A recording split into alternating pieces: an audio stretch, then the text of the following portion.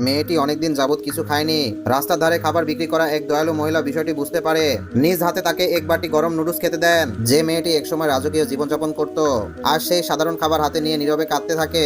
কারণ সে ছিল দেশের শীর্ষ ধনকুবের কন্যা। ছোট বয়সে মাকে হারিয়ে পরিবারের সঙ্গে ঝগড়া করে রাগে বাড়ি থেকে চলে আসে। আদরে বড় হওয়া মেয়েটি বাইরের দুনিয়ায় টিকে থাকতে জানতো না। উদার তাড়নায় একদিন সে লুকিয়ে অন্যের ফেলে যাওয়া খাবার কুড়িয়ে খাচ্ছিল।